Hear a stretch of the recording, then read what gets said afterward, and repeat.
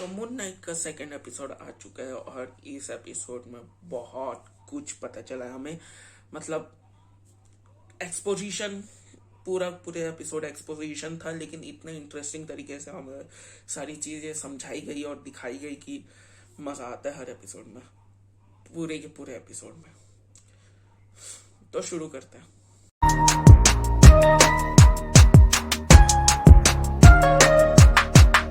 तो सबसे पहले इस पूरे एपिसोड का ओवरव्यू ले लेते हैं और उसके बाद बात करेंगे कि इस एपिसोड से हमें क्या क्या पता चला। तो ओवरव्यू में अभी स्टीवन फिर से अपने घर पे आ चुका है, लेकिन वो फिर से म्यूजियम जाता है अपने काम के लिए। तो पता चलता है कि वो सच में तोड़फोड़ हुई, तो उसे पूरा यकीन हो जाता है कि जो वो देख रहा था वो सच में हुआ। उसके बाद वो सीसीटीवी फुटेज चेक करने जाता है और उस वहां जाके पता चलता है कि सब कुछ कट आउट हो चुका है। यानी कि जितना भी वो जैकल वगैरह का जो कुछ भी था वो सब कट आउट हो चुका है। सिर्फ और सिर्फ स्टीवन है वहां और वो सारी तबाही मचा रहा है। इस वजह से स्टीवन अपनी नौकरी खो देता है।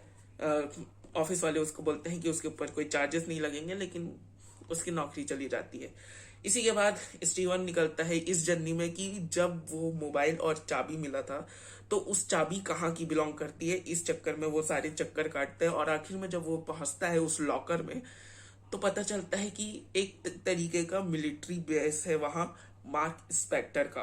और वहीं पर उसे मार्क का सामान मिलता है स्टीवन को, और वहां पर फिर मार्क आता है और उसके साथ कुछ बातें शेयर करता है। पहले तो स्टीवन डर जाता है, लेकिन उसके बाद उसके अंदर थोड़ी सी हिम्मत आती है और बोलता है कि उसे जो गन मिला है और सारे सामान के साथ वो पुलिस वाले के पास जाएगा, पुलिस वालों के पास जाएगा और अपने आप को सरेंडर कर देगा।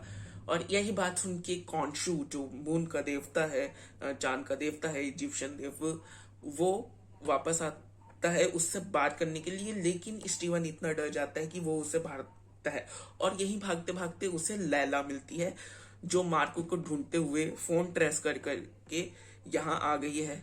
और जब स्टीवन और लैला मिलते हैं बहुत सारे अकॉर्ड मूवमेंट्स होते हैं, मतलब लिटरली बहुत सारे। सेकेंड हैंड एम्बेरसमेंट इतनी हो रही थी मुझे कि मैं बता नहीं सकता। उसके बाद स्टीवन लैला को अपने अपार्टमेंट लेके जाता है और वहां थोड़ी सी रोमांटिक बातें होती हैं स्टीवन और लैला के बीच में। और इसी के साथ हमें पता चलता है कि मार्क और लैला शादीशुदा हैं, आपस में वाइफ एंड हस्बैंड है।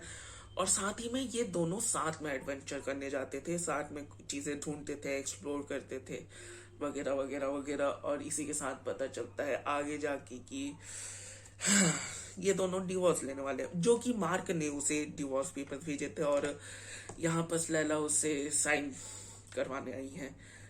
और यही सब चलता हुआ रहता है। वहीं पर दो पुलिस वाले आ जाते हैं यहाँ छानबीन करने के लिए, ये कहकर कि स्टीवन के ऊपर नाम बहुत कंफ्यूजिंग है नहीं कि कौन कौन सा है करके, स्टीवन के ऊपर चोरी करने का इल्जाम है म्यूजियम से। और लैला उस इंस्पेक्टर या आर्टिफैक्ट को लेकर भाग जाती है और ये दो पुलिस वाले लेके जाते हैं स्टीवन को पुलिस स्टेशन। कम से कम बोल के तो जाते हैं कि पुलिस स्टेशन ले जा रहे हैं तुमको। और साथ ही में उन्हें मार्क का, स्टीवन का नहीं, मार्क का पासपोर्ट मिलता है और उससे वो उसे ऐसा बताते हैं कि मार्क जो है वो एक मशीनरी है, लोगों को मारता है। बहुत सारे एक आर्टियोलॉजिकल ग्रुप को, साइंटिस्ट को मार चुका है, एक पूरे के पूरे ग्रुप को। लेकिन आगे जाके हमें पता चलता है कि ये दोनों तो हमारे ऑर्थर के कल्ट में शामिल है। यहाँ बस टैटू है उनके, और वो एक मोहल्ले में ले आते हैं स्टीवन को, पूरे के पूरे जो इस कल्ट को चलाते हैं वो सारे मोहल्ले में ही ले आते हैं। और यहाँ ऑर्थर और स्टीवन के बीच में कुछ बातें होती हैं। वो कन्विंस करने की कोशिश करता है कि मार्क और जो कॉन्शू है, इजिप्ट का चांद का देवता, वो दोनों बुरे लोग हैं और सही इंसाफ नहीं करते और बताते हैं कि किस तरह वो जिस देवी को मानते हैं, अमित को, वो क्रोकोडाइल की शक्ल वाली, वो कैसे सही इंसाफ करती है हर किसी को मारकर जो जिसने गुनाह कर दिया है या जो करने वाला है। अगर एक बच्चा आज पैदा हुआ है और वो आगे 20 साल या 30 साल की उम्र में जाकर कोई क्राइम करेगा तो वो तैयार बैठे हैं इस बच्चे को अभी के अभी मार देने के।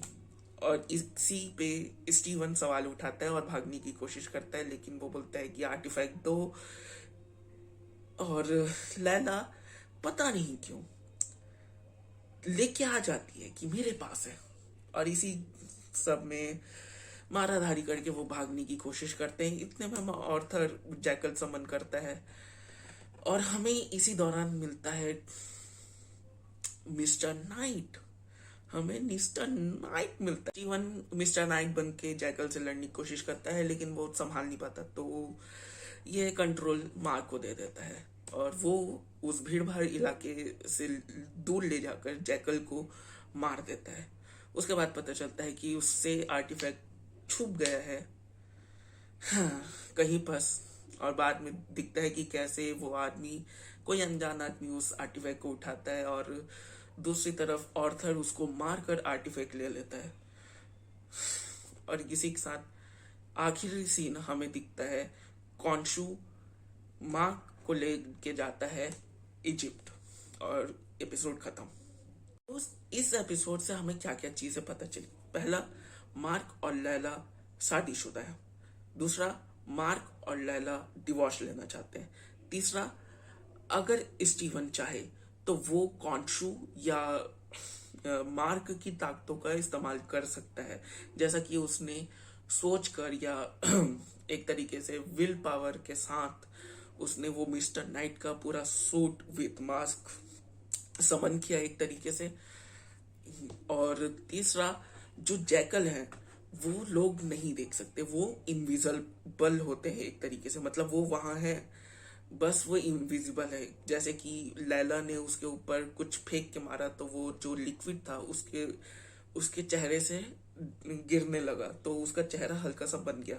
और लैला ने उसे घोंप के मारा कांच के बॉटल से, तो उसे लगा भी, तो वो वहां है।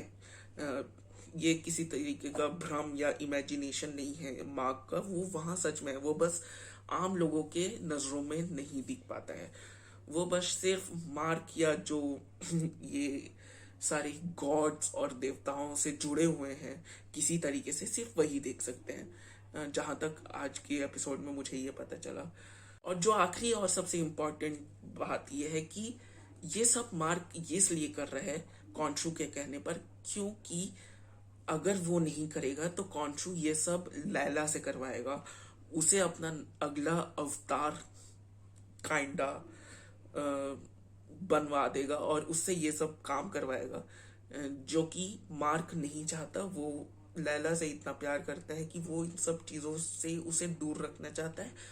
और एक तरीके से कहा जा सकता है कि वो अपने आप को सैक्रिफाइस कर रहा है ताकि लैला उसकी पत्नी को कुछ ना हो, जो कि बहुत ही ज्यादा प्यारी और अच्छी बात है। लेकिन इस वजह से बहुत कुछ बिगड़ रहा है, लोगों की लाइफ्स बिगड़ रही हैं। और साथ ही में हमें ये भी पता चलता है, मतलब अब ऐसा हो सकता है कि जो स्टीवन है वो भी मार्क की तरह आईने से चीजों को देख सकता है जब मार्क उसकी बॉडी के कंट्रोल में हो, जिससे कि बहुत आसान हो जाएगा मार्क और स्टीवन का इंटरेक्शन, आपस में बात करना और चीजों को समझना। और हम अब ऐसा नहीं होगा जैसा कि पहले एपिसोड में हुआ था कि स्टीवन है वो अचानक से गायब हो जाता है और मार्क आता है और सबको पीट के चले जाता है, और फिर जब स्टीवन वापस अपनी बॉडी में आता है तो हमें भी दिखाया जाता है। ऐसा नहीं होगा, अब हमें पूरी की पूरी फाइट सीन दिखाई जाएगी, बस बीच से काट नहीं दिया जाएगा। ये अच्छी बात हुई। ये सारी वो बातें थी जो हमें इस एपिसोड में नहीं पता चली, और इन बातों की वजह से हमें और कुछ नया और बहुत सी चीजें समझने में आसानी होगी इस कहानी में, इस पावर्ड वर्ल्ड में कि ये सारी चीजें, ये सारी गॉड्स एंड पावर्स कैसे वर्क करते हैं, इन सब चीजों में समझने में आसानी होगी। इसी के साथ ये वीडियो होता है खत्म। अगर वीडियो अच्छी लगी और कुछ नया जानने को मिला तुम्हें इस एपिसोड से, तो इस वीडियो को लाइक करो। और भी ऐसी ही एक्सप्लेनेशन वीडियोस और रिव्यू वीडियोस आती रहेंगी, तो उसके लिए मुझे सब्सक्राइब करो और कमेंट सेक्शन में बताओ कि तुम्हें कुछ नया पता चला जो मैं यहाँ नहीं बता पाया, या तुम्हें कुछ और मजेदार मिला, और कैसा लगा ये एपिसोड तुम्हें। ये सब मुझे नीचे कमेंट करके बताओ। और इसी के साथ ये वीडियो होता है खत्म। बाय।